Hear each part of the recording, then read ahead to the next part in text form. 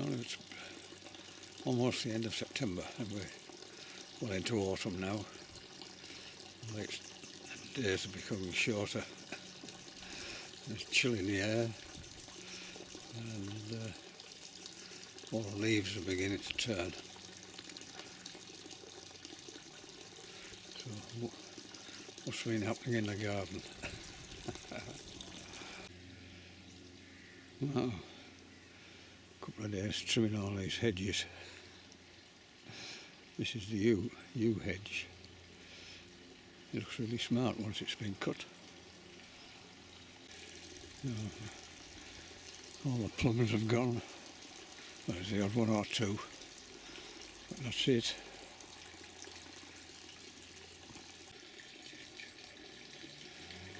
Boston ivy's beginning to turn.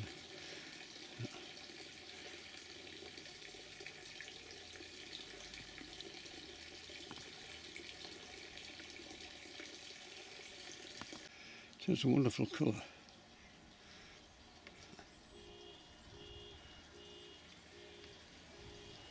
All these big hawthorn hedges have all been cut back.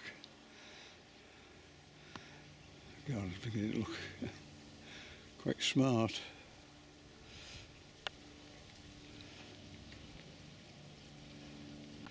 All the beans are finished, so they've been removed.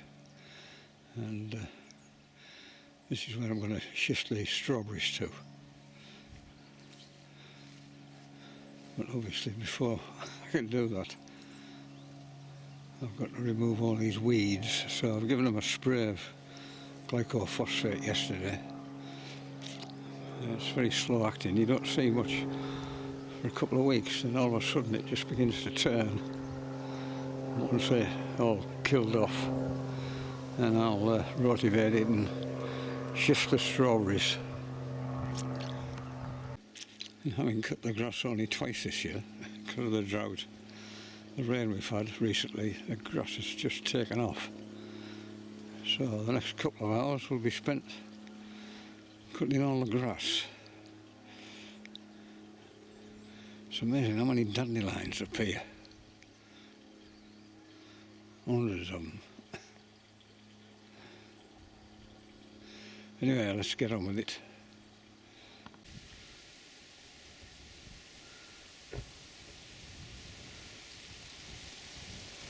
Well, there we are, it's done. There's a satisfaction in doing it. I mean, it's not hard work. I mean, it's self-propelled lawn where you just have to sort of steer it around, occasionally pull it back. It's just time consuming. But it's nice to see it finished.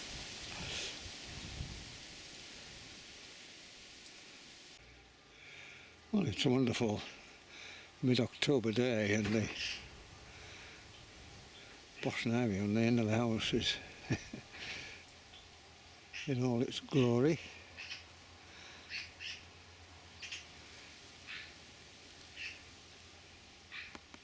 Massive Bramley apples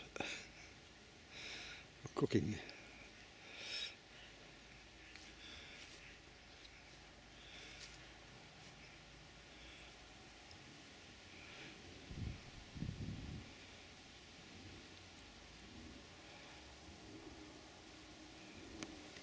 And the ivy flowers are fully out now, being worked by lots of insects.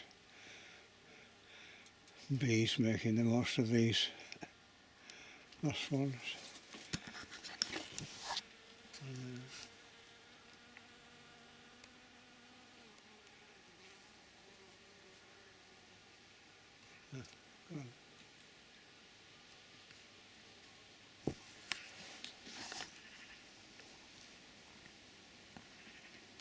And these are the Braeburn.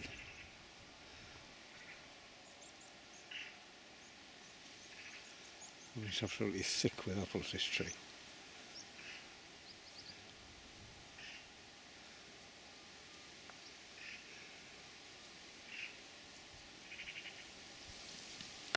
But they look very nice.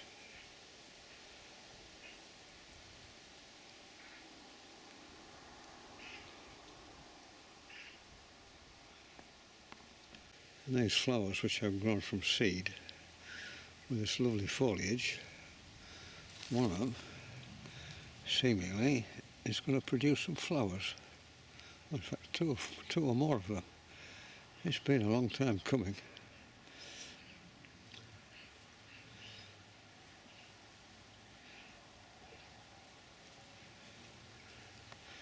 It'll be interesting to see what they look like after all this. The foliage is a delight. Worth growing just for the foliage, really.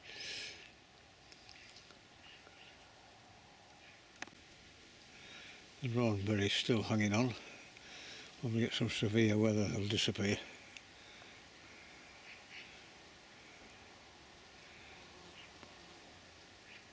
I noticed there was a magpie on them this morning. It's a lovely display.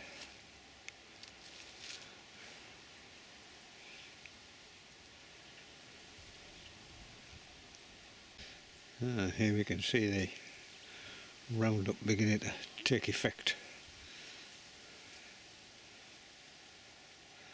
One or two bits missed, but I'll sort them out.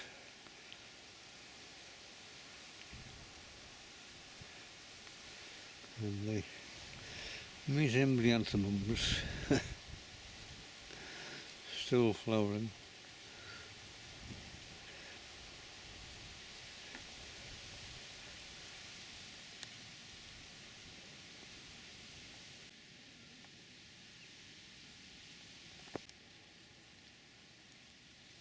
And these are the Cox's pippins, which are ready to pick.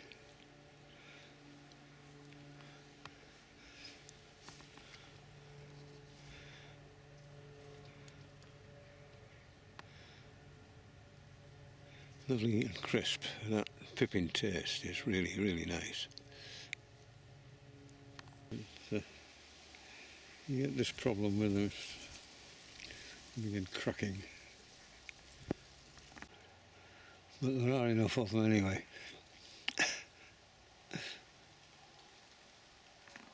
And these are the Braeburns, also ready to pick. Hundreds of them.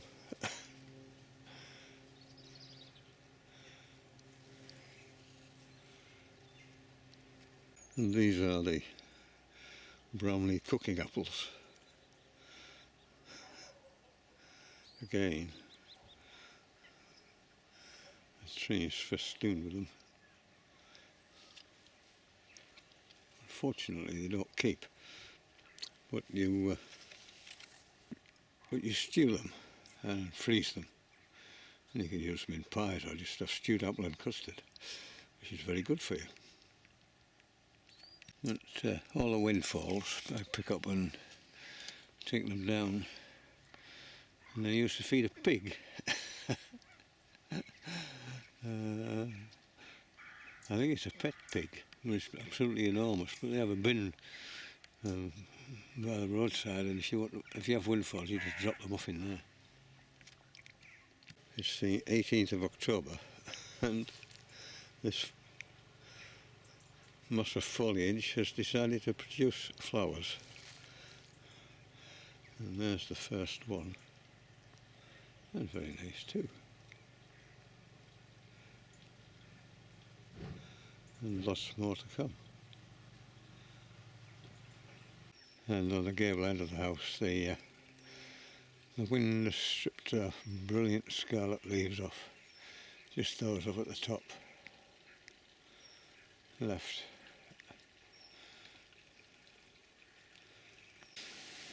The red oak's lost its redness, more brown.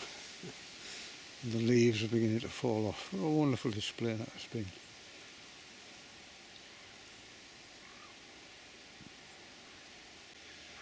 And some of the oaks are beginning to turn now, this being the 22nd of October.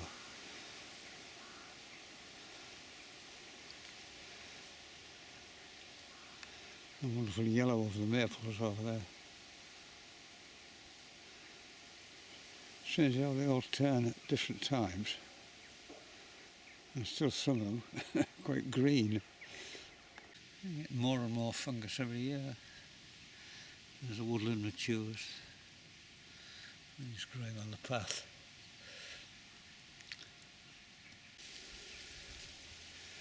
A nice view down this avenue of hazels in this late autumn sunshine.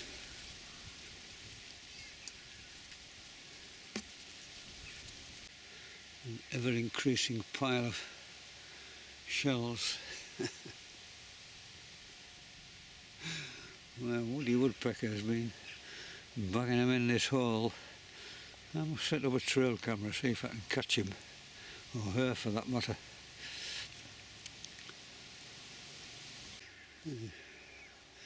Just looking over the wonderful yellow on this maple.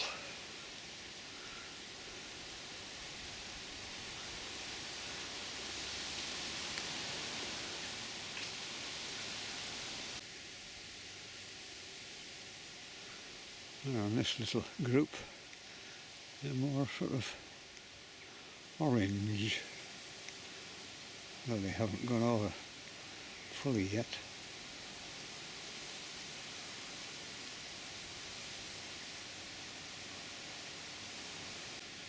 Where's this hazel?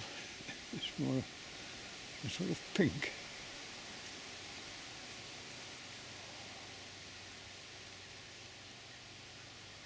And catkins for next year showing up there. There's just something about the sycamore family, the Acer family, from Japanese acers to these maples, and the autumn colours they produce.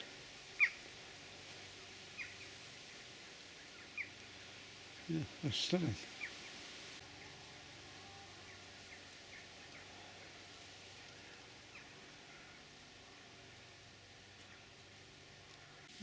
There are a few more fungi.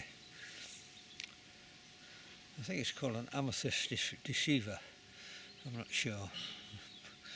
Until I'm sure, I'll be leaving them alone.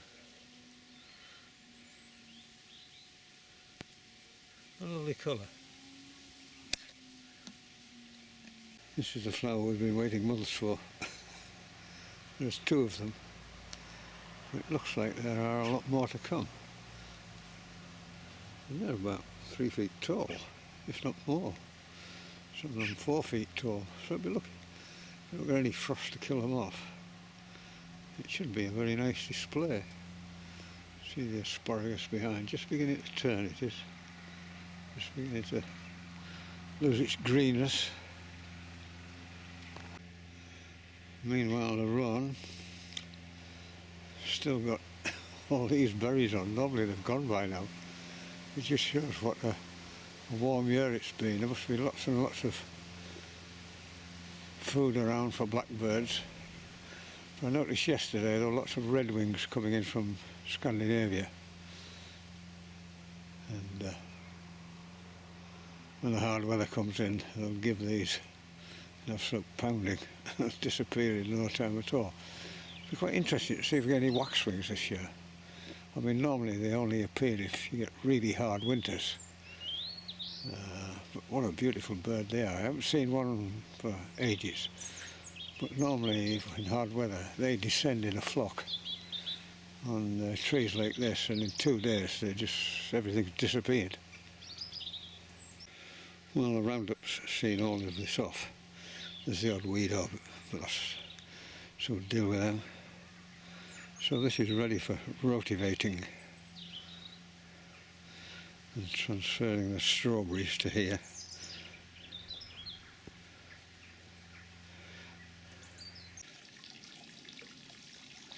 What a wonderful sight this Boston ivy puts on. Great display every year. You cut it right back. It puts on about 20 feet. It's worth it just to see that. See it up on top of the roof there, covering the windows.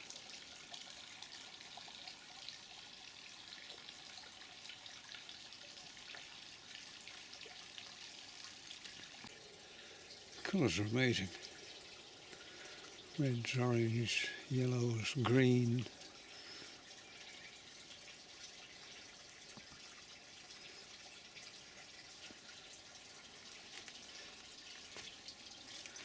It's very deep red colour.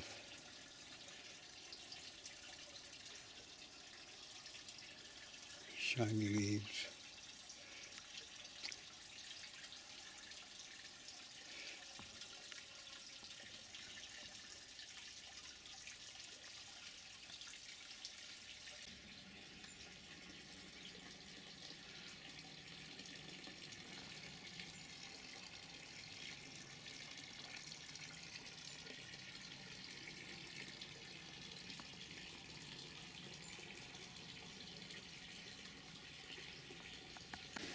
You can see up there where it's escaped onto the roof.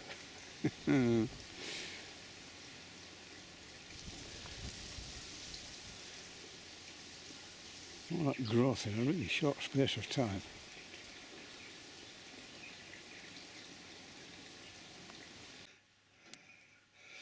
That's what it looks like from inside.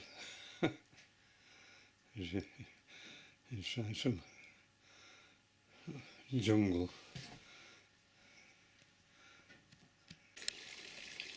I think it's even better.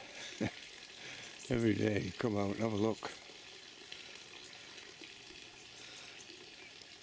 The colours are even brighter.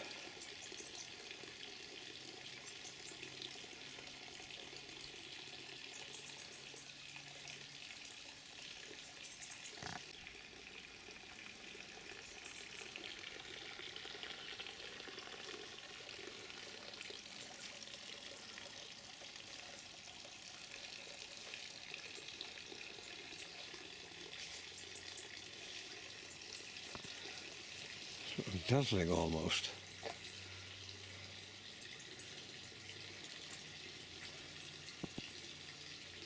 They're just beginning to fall off. The big leaves. So it won't last for very much longer.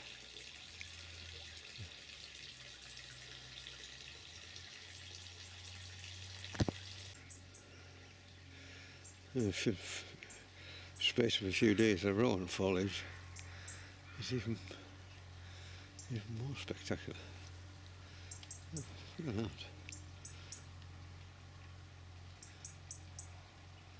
Beautiful. More and more of these are appearing. Even more.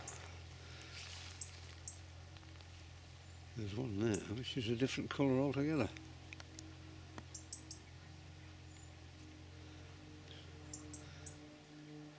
This one looks as if it's going to be white. And a great mass of foliage.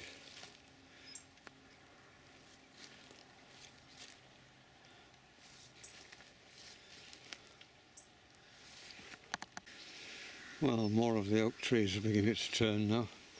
That's a beautiful yellow, that one there. As is this one here on my left. And some of them hang on to the green colour. Behind them are the acers, maples.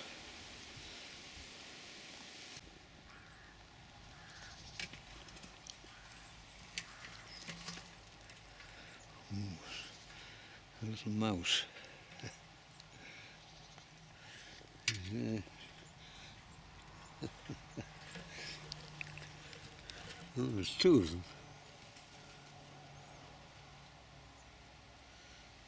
A little nest. Oh, there's three.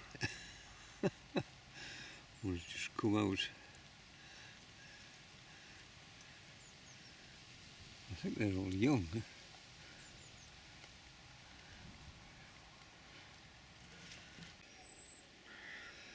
A nice view of the oaks, hazel in their colour.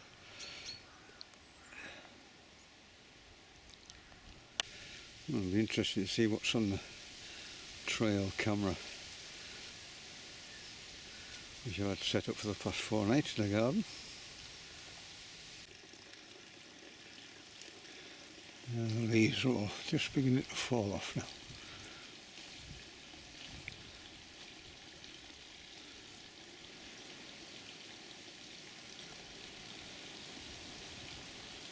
It has been an amazing display.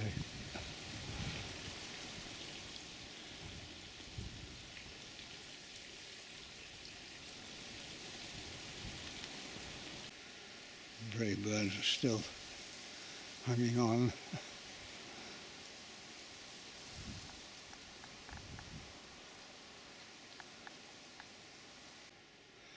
Most of the Cox's pippins have split.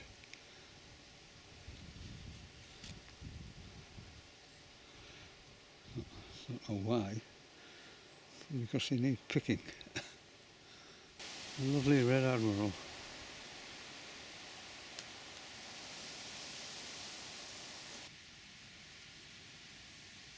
Amazing.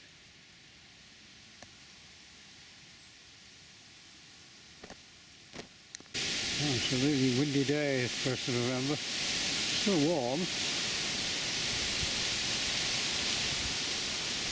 Leaves are all beginning to fall off. Those maple leaves. That little hole there. There's a nutshell in it. I put a trail camera out. More in hope than in expectation of catching a woodpecker doing what they do with these nuts. And when I looked at the video afterwards, I couldn't believe it. They never seemed to be away from here. There were in fact 2 of them picking up nuts and banging away in this hole here. And yet when you come out, you never see them. You obviously see them first and disappear.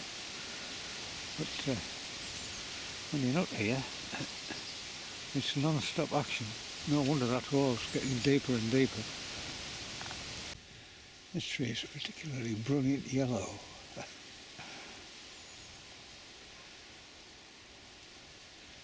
This lovely mid-morning light. All these leaves will rot down, so improve the soil in this woodland area.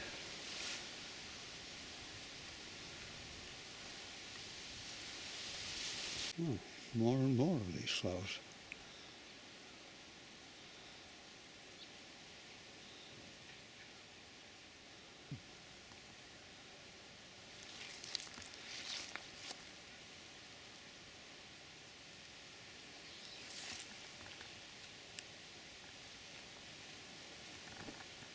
And the asparagus is just beginning to turn now.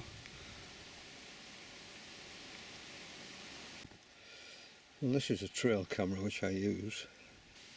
A sort of menu button, on off, and set button. The batteries are in here.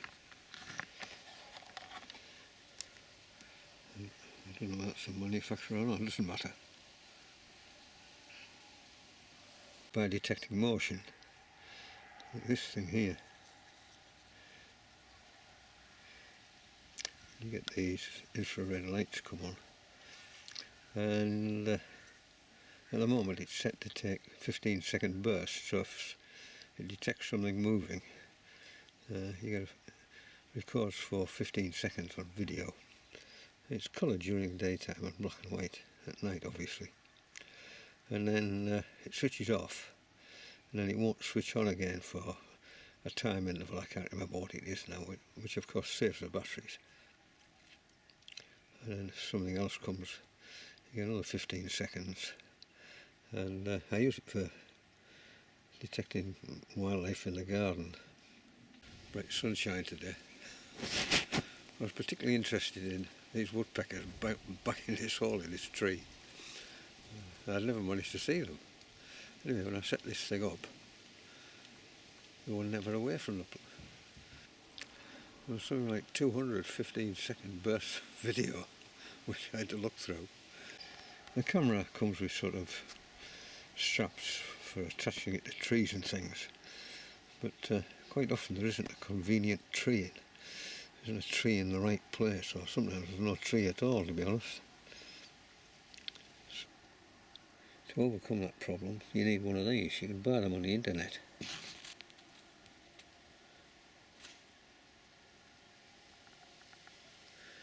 It's a camera attachment. You also need one of these, a big long spike. It's a rod rest for fishing. So I've taken the rod rest bit out at the top of the spike, fitted this camera attachment, and I just screw the trail camera to that thread at the top, just like so. Now I can just push this spike into the soil and stick it anywhere. Doesn't have to be trees or anything, which is really handy.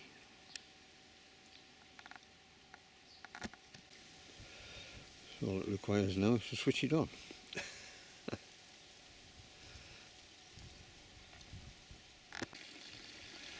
As the leaves begin to fall off, they turn yellow.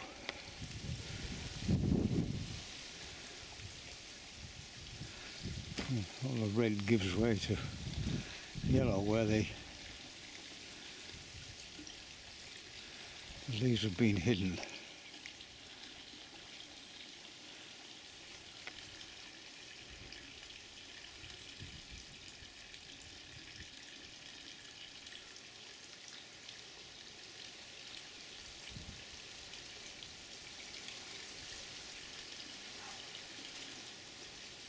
Looks a bit like rhubarb and custard.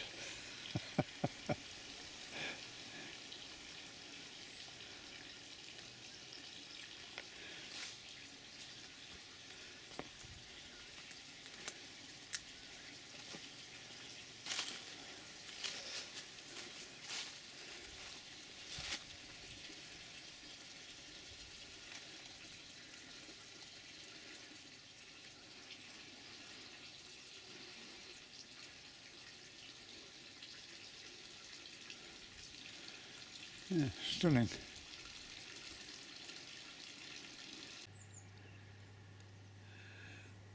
Oh, there's the garden in mid-November.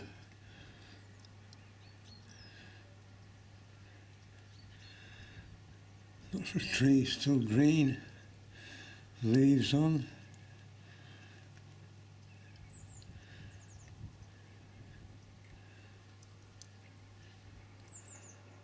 Amazing.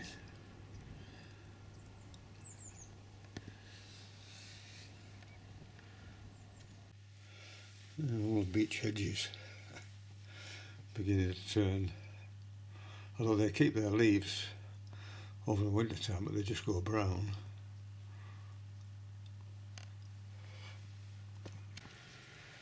Wow, there's still lots of leaves on these trees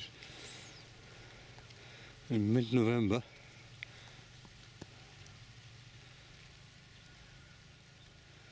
Yeah, lots of leaves will rot down and improve the soil.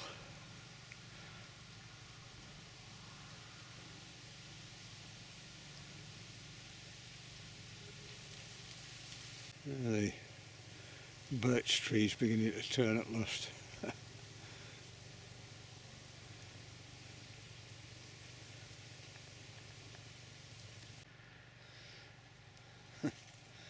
These flowers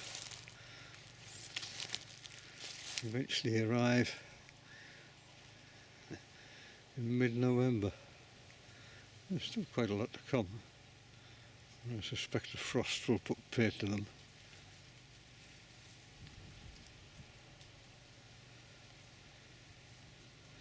A lovely splash of colour. The ground absolutely strewn with cooking apples, Bromley cooking apples. There's still a few on a tree, I'll pick them off, but the rest of them will I'll have to gather them up. There's wasps and flies about, eating this cracked Cox's pippin.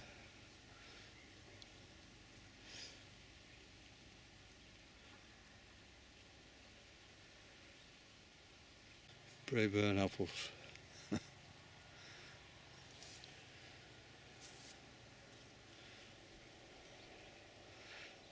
Lovely colour.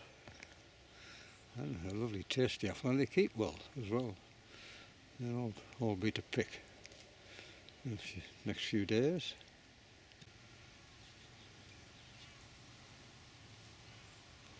Lovely.